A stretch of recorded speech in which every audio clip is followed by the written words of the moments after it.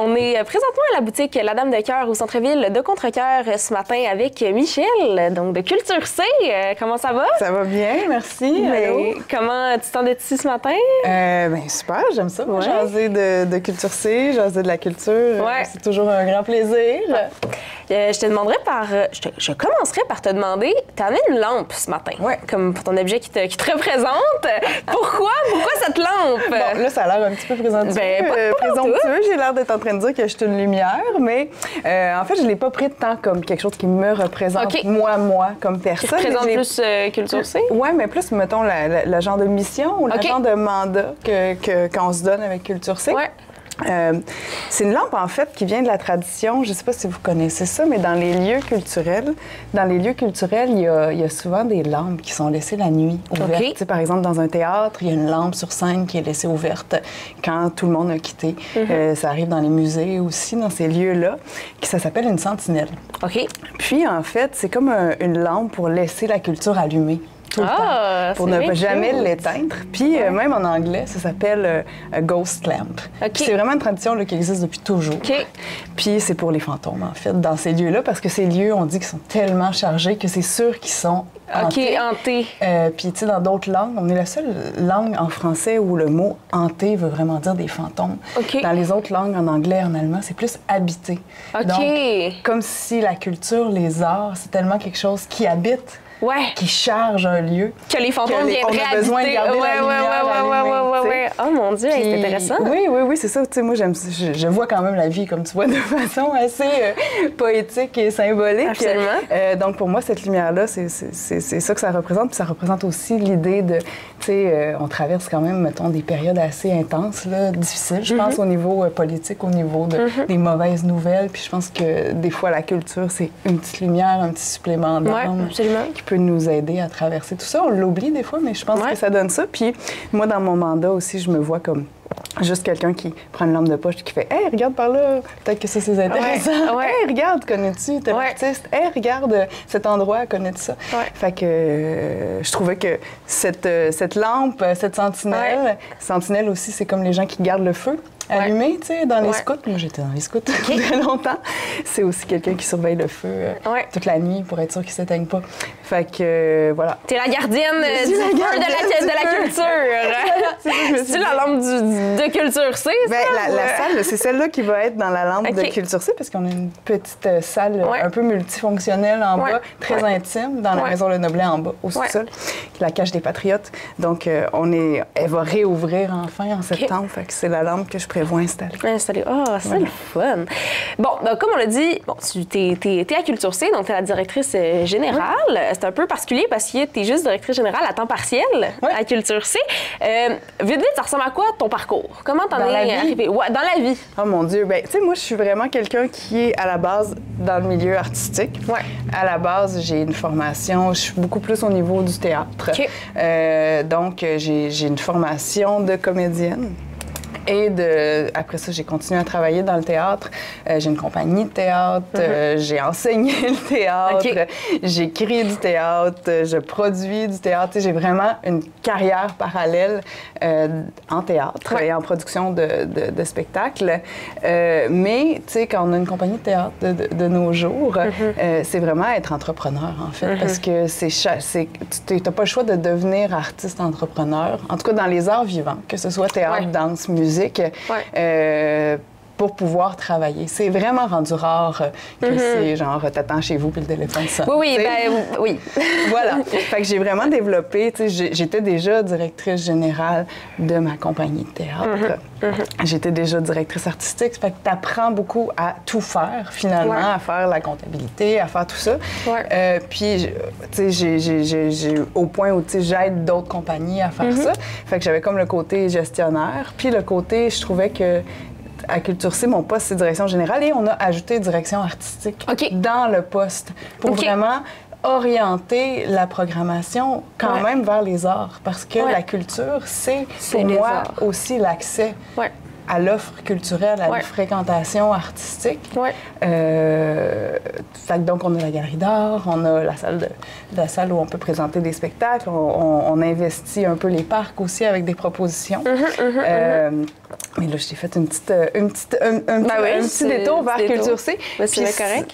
Puis sinon, tu sais, moi, je suis très aussi quelqu'un qui a été assez militante dans ma vie pour les arts, pour aussi faire la différence entre le loisir culturel, la culture populaire, la culture engagée. Tu sais, pour moi, il y a plusieurs tiroirs dans la culture qui cohabitent et c'est merveilleux que ça cohabite.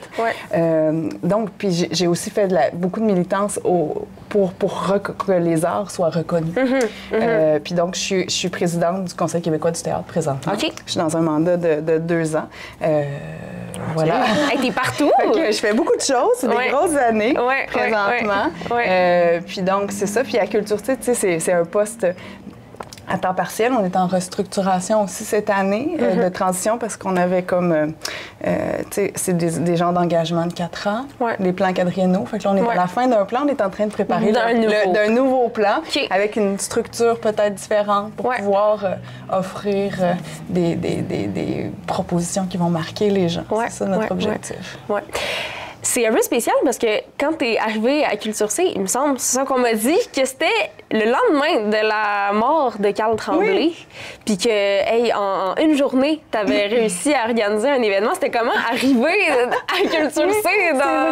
C'est vrai, mais tu sais, ça faisait peut-être pas tout à fait le lendemain. Oui, mais en tout cas, dans les eaux-là. Écoute, on a comme saisi l'occasion, puis c'était vraiment pas opportuniste dans le sens, hey, on va se faire connaître. C'était vraiment pas ça. Mais non. Je sais bien que tu as un hommage. J'ai pas senti que t'insinuais ça. Un hommage. Mais en fait, tu sais, moi, je pense qu'il faut être réactif en culture. C'est très difficile, surtout dans la façon que la société est construite. Bon, là, je passe dans des grandes phrases, la façon dont la société est construite. Mais c'est très difficile de pouvoir réagir rapidement à des événements. Puis je pense que comme communauté, on a peu d'espace pour se rassembler.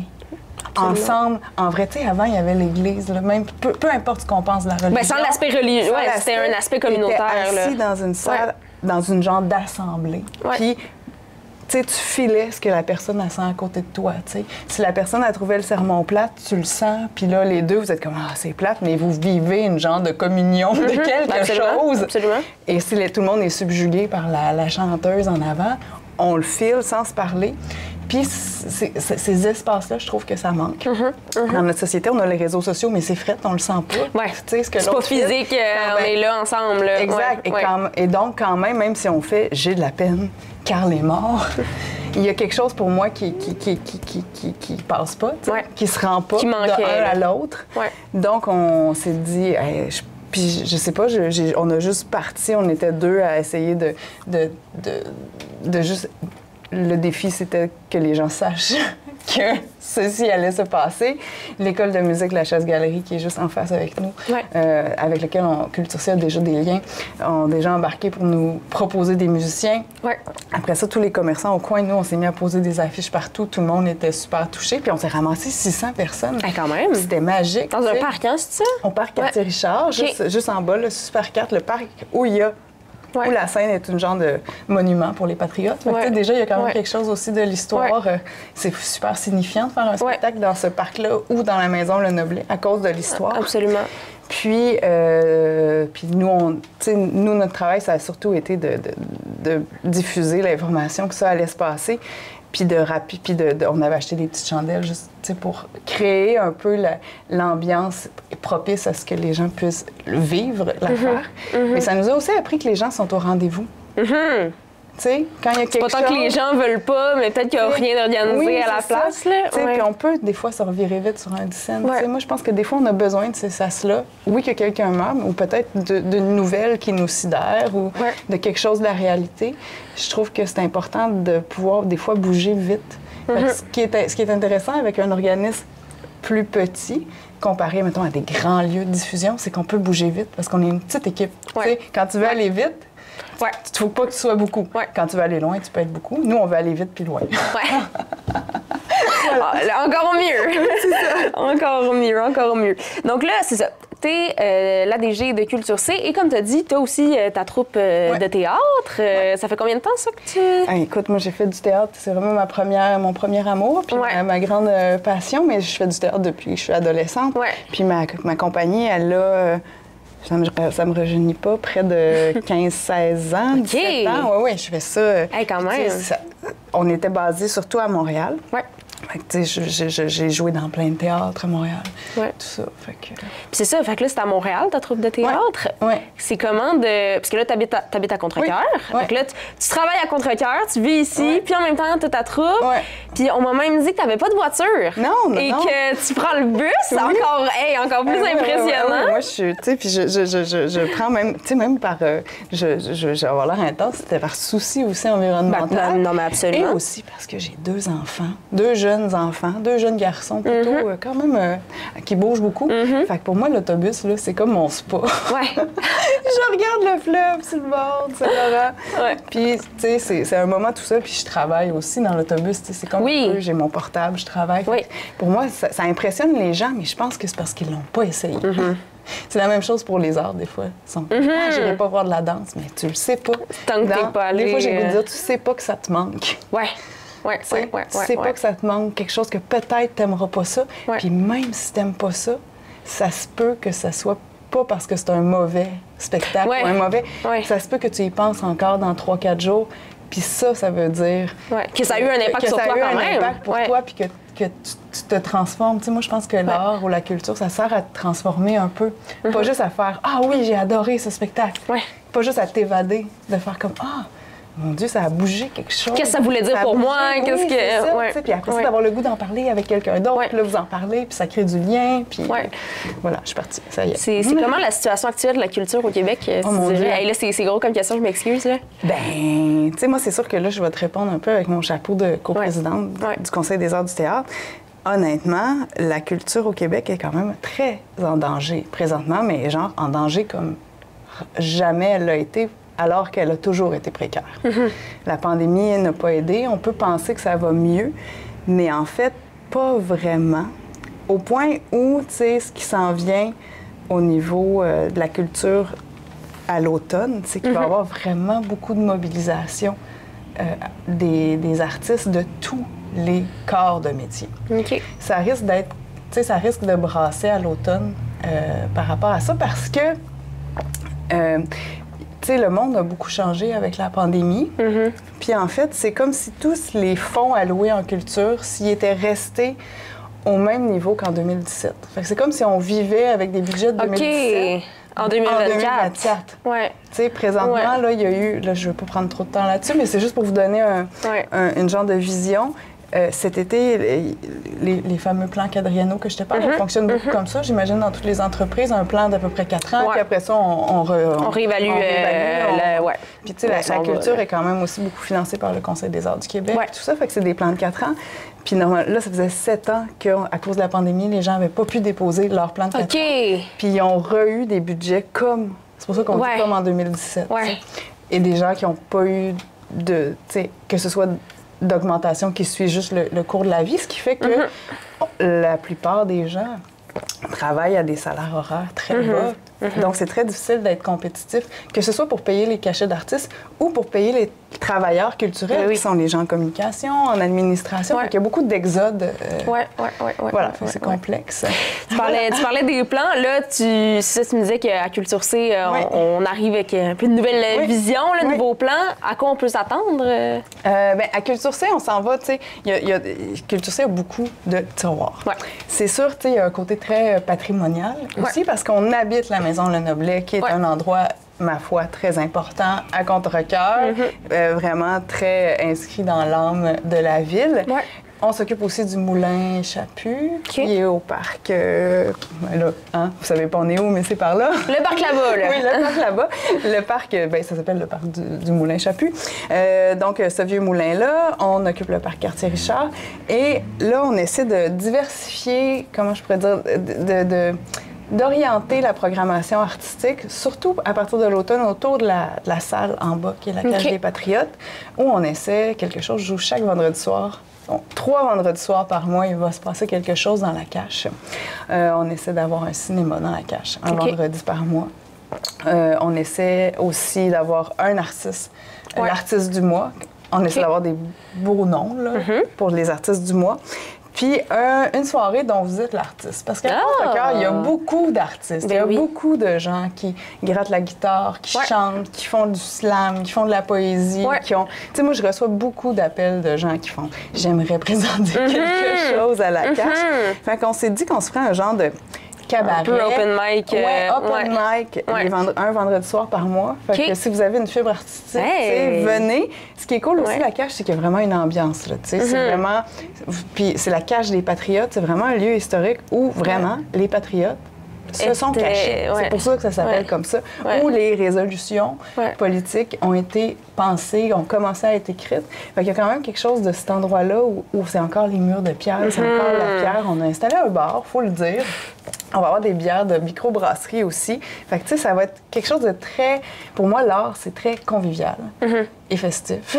Et même si on présente des fois des choses très pointues, je pense qu'il faut arriver à le faire en discutant de façon vraiment, je vais utiliser un mot anglais, vraiment chill. Et vraiment, je pense que tout le monde est intelligent, qu'on a tous des intelligences. Mais ça devrait être accessible à tout le monde. Puis même si ça a l'air pas accessible, même si tu regardes ça et tu fais « Ah, c'est de l'art abstrait, je comprends rien », pour moi, c'est important que personne se sente laissé derrière. Fait que j'essaie d'enrober chaque exposition ou chaque événement de possibilités de dialogue, puis de possibilités, c'est ça. Mais donc, en bas dans la cache, les vendredis soirs, il y a aussi un espace pour que chacun puisse venir s'exprimer. Présenter, Puis, tu sais, dans tout ça, dans ce setup-là aussi, t'es pas obligé d'amener ta guitare. On va installer un setup de karaoké aussi. Ça se peut que vers la fin de la soirée, on finisse par chanter du karaoké, tu sais, dans le processus de... On a écouté des poèmes, on a écouté... Ça se peut que ça finisse, puis il y aura quelqu'un qui va animer pour faciliter tout ça. Fait que, voilà. C'est quoi que tu aimes le plus du fait d'être et entrepreneur avec ta troupe de théâtre et directrice générale? Mais tu sais, moi, je me sens un peu, tu sais, c'est drôle parce que même le mot entrepreneur ou le mot, tu sais, c'est sûr que quand il y a quelque chose dans faire de l'art ou être diffuseur, c'est comme un genre de mode de vie un peu à côté des genres de systèmes parce que il y a quelque chose, on dirait que c'est rare, mais une entreprise dont le but, tu sais, nous-mêmes, c'est à but non lucratif, que ce soit les compagnies de théâtre ou Culture C, le but, la rentabilité n'est pas l'argent. N'est pas le but. Tu sais, je trouve ça assez fascinant de défendre dans ce monde-là dans lequel on vit. C'est très rare. Et de réussir à expliquer à des gens ou de tenter d'avoir cette conversation-là, c'est quoi la valeur des choses quand on fait, c'est pas l'argent, parce qu'on est financé par, par de la ville, par les... Fait que si on n'avait pas les aides gouvernementaux, la culture, ça tomberait, Puis non seulement ça, puis la culture est beaucoup portée, depuis toujours, par du bénévolat. Faut le dire, tu sais. Il y a beaucoup de gens pour qui ils tiennent tellement ça à cœur, qui acceptent de le faire gratuitement que ce soit des artistes. Puis c'est pas juste de la présomption de « je veux percer », c'est vraiment par vocation et par « je suis convaincue que c'est important qu'on ait ça dans une société ». Donc, il y a beaucoup de gens qui le font par ça. Puis ça, je trouve ça magnifique moi-même. Mais c'est ça, j'allais dire. T'as l'air pas mal passionnée puis de cette personne-là. C'est ça, tu sais. Fait que moi-même, je l'ai fait souvent, je suis entourée de ça, mais je trouve que d'être dans ce mode de pensée-là, de vraiment faire, OK, c'est quoi la valeur autre que financière de quelque chose, d'une expérience, d'une relation. Je peux te nommer plein de valeurs. Tu sais, cette chose qu'on nomme, là, le petit supplément d'âme, la chose qui fait, j'ai écouté un film, ça m'a touché. Moi, des fois, j'ai l'impression qu'il y a comme une pierre, comme si j'étais en pierre, puis que, hop, il y a un morceau de moi qui a changé de place. J'ai l'impression d'avoir grandi, des fois d'avoir été touchée, des fois on règle quelque chose dans le fond de notre inconscient. Là. On règle un deuil, une peine en pleurant avec l'autre, en entendant un mot qu'on fait « Oh mon Dieu, ce mot-là me manquait. » Pour moi, je le savais, tu sais, j'avais oublié que ce mot-là existait et là, ça exprime ce que j'aurais eu besoin de dire. Tu comprends ce que je dis? Absolument. Absolument. Fait que moi, je suis toujours dans faire du sens. Puis les êtres humains, je pense que on a besoin de faire du sens. On est tout le temps en train de se raconter des histoires pour s'expliquer tout, pourquoi, même dans notre chemin de vie, on a besoin de s'expliquer. Là, j'ai fait ce bout-là, à tel âge, j'ai fait ça, puis après ça, je suis allée étudier là, c'est à cause qu'il est arrivé telle affaire. On a tout le temps besoin de se remettre en contexte dans des histoires. Puis l'art, que ce soit la peinture. L'art permet de faire du sens. L'art fait du sens. Fait que moi, je suis toujours plongée là-dedans. Fait que je vois la vie dans un filtre assez particulier. Je suis un peu une extraterrestre. Ben non, j'aborde des choses comme ça dans un podcast. C'est tellement le fun. C'est tellement le fun. Philosophe. Invitez-moi dans un souper, c'est lourd. On n'est plus vu de quartier, on est quartier philosophie, là, on est rendu là. Bon, donc là, c'est ça que tu aimes le plus. Donc, j'imagine un peu de pouvoir avoir cette vision-là. C'est quoi les défis qui viennent avec ton métier? Bien, c'est de faire... Parce qu'on est un peu des extraterrestres. C'est de réussir à passer ça, honnêtement. Tu sais, je te parle à bâton rompu, de faire comprendre aussi...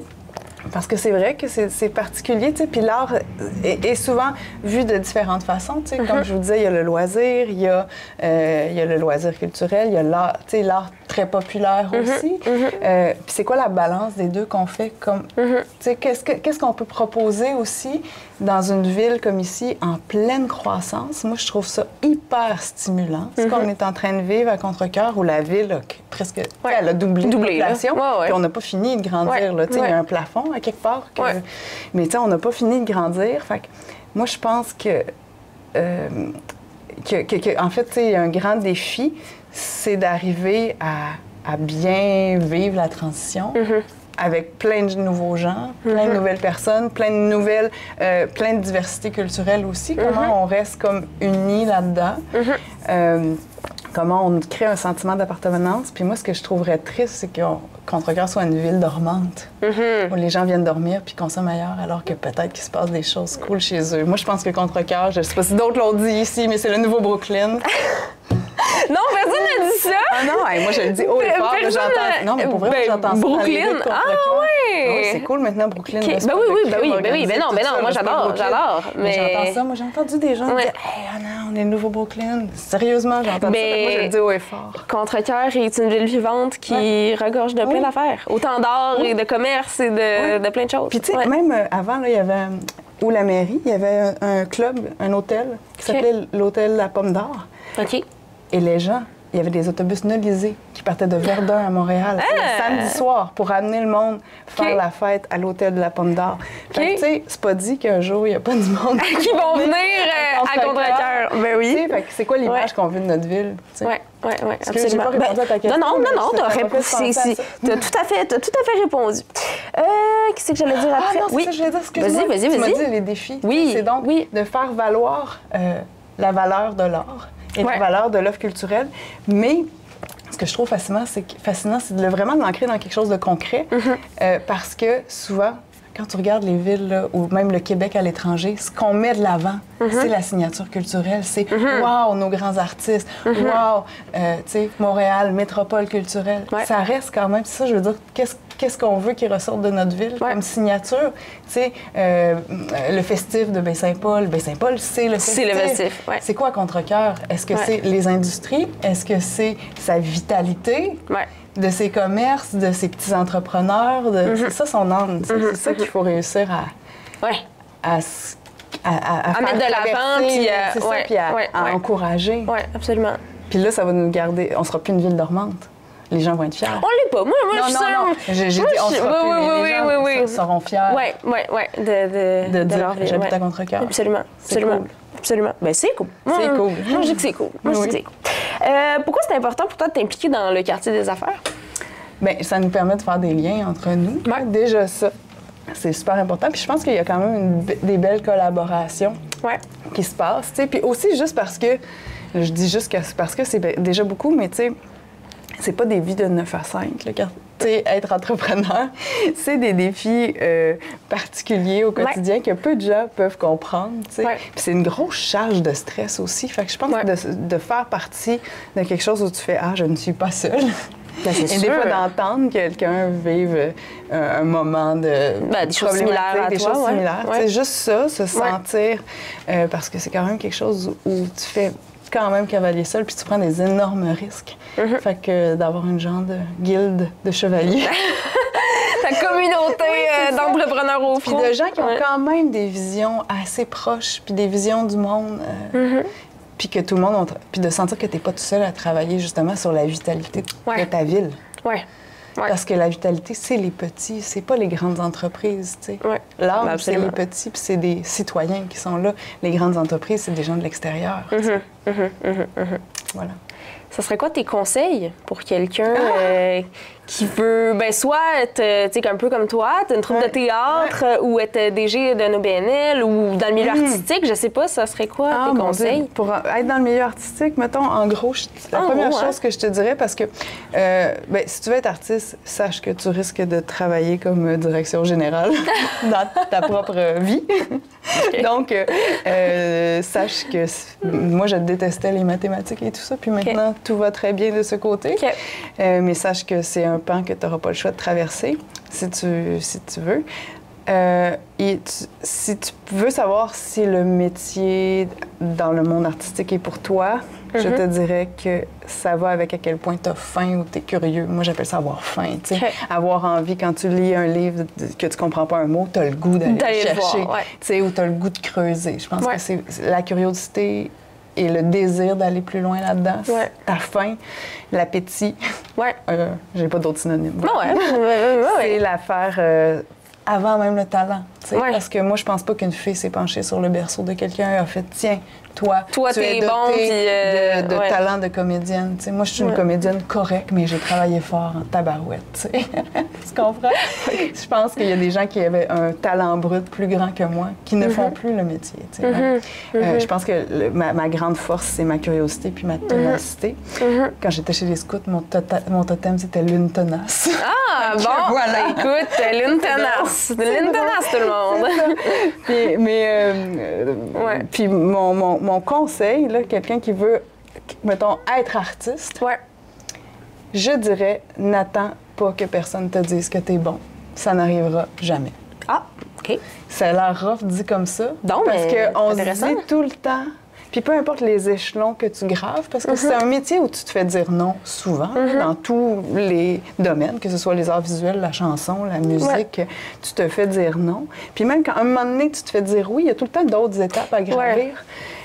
Puis t'attends tout le temps, on dirait, la personne qui va t'adouber, là, comme les chevaliers qui vont te dire « Tu c'est correct, t'es bon, là. » milieu, tu sais, puis même, tu sais, genre, les gens qui ont gagné des prix, il y a comme tout le temps un step de plus, là. Step de plus. Fait qu'au-delà de juste la confiance en soi, je pense que c'est juste de se sentir légitime, de partager ce qu'on a. Tu as écrit quelque chose, tu trouves ça beau, partage-le.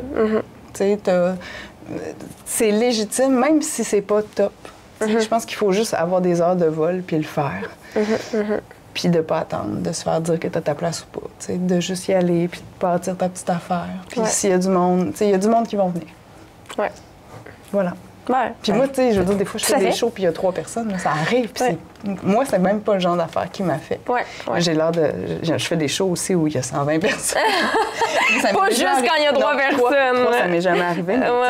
Moi, j'ai joué aussi pendant la pandémie, à un moment donné, où dans une salle de 150, on pouvait être 15, tu sais. Je faisais un solo, j'étais toute seule, tu sais. C'était comme... avec du monde masqué, tu sais. T'es comme... C'était super. Mais ça a été des grands apprentissages pour moi, mettons, de traverser ça. Absolument. Voilà. Est-ce que tu es native de Contrecœur? Non, mais je viens de Varennes. OK. Fait que moi, j'avais beaucoup d'amis à Contrecœur. Puis j'ai beaucoup passé de temps à la colonie des Grèves, parce que j'étais dans les scouts. OK. Ben oui, c'est vrai, les scouts. Je te laisse boire ta gorgée d'eau. T'es ici depuis combien de temps? 6 ans. 6 ans? Oui. OK. Puis pourquoi tu as choisi Contrecœur? Ah, c'est drôle, mais moi, je cherchais... C'est drôle, je suis vraiment venue faire mon nid, là, parce que j'étais enceinte, là, de mon 2e enfant, quand on a eu les clés de la maison. Au point, là, où quand on a signé, il a fallu, tu sais, genre, devancer le moment de signer, puis d'aller chercher les clés. OK, parce que t'étais enceinte. Le médecin m'avait dit, bon, mais vous êtes déjà à... tu sais, c'est par des chiffres, là. C'était comme, vous êtes déjà à 3 cm, alors que j'avais même pas commencé mon travail. Fait que là, on a appelé, puis là, on a eu... Vite, faut signer. Fait qu'on cherchait vraiment, puis, tu sais, j'avais déjà un enfant. Puis moi, j'aime beaucoup les vieilles maisons. Tu sais, je cherchais un peu le Vieux-Varennes, Verchères ici. Mais j'avais un peu envie de ruralité. J'étais sûre de m'en aller aussi dans la campagne. Pour moi, ici, c'est important pour moi la proximité avec la nature. Fait que là, on a comme trouvé... Puis mon chum, lui, il voulait vraiment aller dans le fond d'un rang. Là. OK. Ici, ça a comme été un bon entre-deux. Le bon entre-deux. Où, puis moi, j'aime pas ça, les chars. Fait que... Puis, sinon, j'ai beaucoup vécu à Montréal, puis je faisais tout à pied. Fait que moi, je marche dans le contre-cœur, je vais aller faire mon épicerie à pied, je fais tout à pied. Fait que c'était important pour moi. Fait que ça s'est passé un peu dans cette recherche de vie de village, quand même. Je voulais pas une banlieue. Tu sais, il y a encore l'âme d'un village. Ben oui. Puis même entre les gens, tu sais. Je peux te raconter une anecdote. Vas-y. Tu sais, moi, quand il y a eu, l'année passée, on fait... Quand je suis arrivée, c'était à peu près dans le temps de la mort de Carl. Puis après ça, il y a eu, c'était comme le temps de Noël. Puis il y a une tradition avec Culture C qui est un genre de concert de Noël avec l'école de musique, la Chasse-Galerie. Puis là, moi, j'ai décidé de, tu sais, genre comme ça, là, on fait un mini-festival de Noël. Ça fait 3 semaines que je suis là. Fait que là, ça s'appelle à Noël avec ou pas de sucre. Puis, en fait, c'est toute la dernière fin de semaine, il y a des petits spectacles qui ont lien. L'année passée, il y avait un spectacle de théâtre d'ombre qui s'appelait Casse-Noisette. Il y avait la Chasse-Galerie. Cette année, ça va être un peu plus gros parce que là, je venais juste d'arriver. Là, t'as le temps de t'organiser plus. C'est ça, mais tu sais, c'était vraiment, tu sais, c'était une grosse affaire, là, dans le parc. La chorale, c'était dehors, le 20 décembre, tu sais, avec du vin chaud, avec des petites cabanes, avec l'école de danse qui vient faire un numéro dans la neige. Là, on s'imagine la petite neige.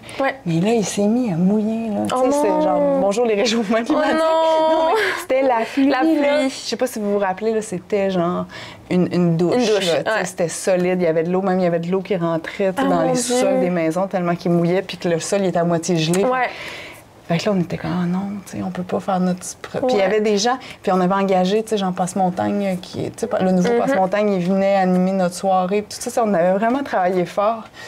Puis finalement, en 2 jours, à cause qu'on est un village, on a réussi à faire des téléphones. Puis là, à chercher, c'est qui le bedeau de l'église? Oh mon Dieu! OK, on connaît le gars qui fait de l'orgue. À qui il faut qu'on parle pour demander si on peut faire rapidement à l'église sans l'avoir réservé, mais ailleurs. Dans une grosse ville. Ça n'aurait pas été possible. Ça n'aurait pas été possible. Tu sais, on n'aurait pas pu se revirer comme ça sur une scène. Puis là, ça a été un bouche à oreille de gens qui ont fait « OK, comment qu'on fait pour que tout ça se puisse ce soir? » Puis de gens qui font « OK, normal, tu sais, moi, je vais y aller faire le ménage avant, après, tout ça de filet autour de cet événement-là, parce qu'on est un village. La force du village. C'est ça. C'est vraiment 100%, ça. 100%.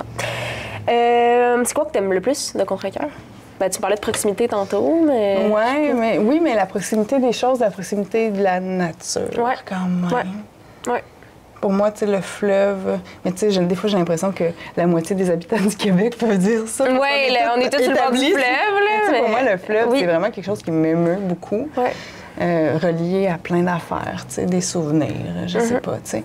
Fait que, il y a ça, il y a comme je disais, le petit côté village. Puis moi, ça m'excite le fait que cet endroit soit en pleine croissance puis soit en train de bouger. Je pense que ce que j'aime de Contrecœur, c'est qu'il y a beaucoup de potentiel. Puis je pense que les gens sont cool, mais qu'on se connaît pas assez. J'ai comme le goût que les gens se rencontrent plus, qu'il y ait un espace, tu sais, de partage ou de rencontre. Je pense que c'est ça. Fait que j'aimerais ça, moi, créer ça avec Culture C. Voilà. Dernière question que je pose à tous les entrepreneurs. Si tu avais une entreprise locale coup de cœur de Contrecœur, je sais, à partager, à mettre de l'avant, que tu fréquentes particulièrement, ça serait laquelle? Ah non, je peux pas faire ça, c'est pas juste pour toutes les autres. OK, bien, mettons plusieurs, là. Mais là, tu sais, moi, je peux te dire... Mais tu sais, moi, j'aime beaucoup Emma, la fleuriste. Fleuriste à mer. Oui, ça s'appelle Fleuriste. Mais tu sais, je débarque souvent aussi dans sa boutique. Puis là, c'est comme mon endroit de mon petit sas de décompression, moi, les plantes. Fait que là, sauf qu'ils meurent souvent. Fait que là, je suis souvent là, puis là, je reviens, puis j'aime ça jaser avec Emma. Elle est tellement convivial. Mes enfants te diraient cet endroit où, dans lequel La Dame de Cœur, la Dame de Cœur. Oui, parce que, à chaque fois, puis nous, tu sais, ici, c'est les Grandes Vitres, puis j'habite pas très loin, fait qu'à chaque fois que nous revenons de l'école et que... On peut-tu arrêter à la Dame de Cœur? Puis là, des fois, ils se dépêchent, puis ils rentrent avant moi. Puis là, tu sais, encore là, c'est un petit village, fait que leurs enfants connaissent mes enfants. Fait que là, des fois, ils sont là en train de faire leurs devoirs. Fait que, des fois, je suis obligée de faire des... je passe vers d'autres endroits pour pouvoir faire mon souper. Je te dirais ça, mais tu sais, il y en a plein, là. Il y en a plein, la boucherie, j'adore ça, tu sais. Mais moi, tu sais, j'habite vraiment aussi autour de la rue Saint-Antoine, puis tout ça. Fait que je pense que, tu sais, ça serait le fun que les gens descendent encore plus ici, tu sais, puis qu'on investisse la rue Saint-Antoine. Je pense que c'est un bijou à protéger, tu sais, qu'on le transforme, que le Gen Food devienne un point super important dans le quartier aussi, qu'on en fasse quelque chose. Voilà. Vive la rue Saint-Antoine. Oui, c'est le mot de la fin. C'est le mot de la fin. Mais merci beaucoup, Michel, d'avoir été ici. C'était super intéressant. Très intéressant. Un beau voyage. Un beau écoutez. Exactement. Amusez-vous à décortiquer tout ce que j'ai pu dire.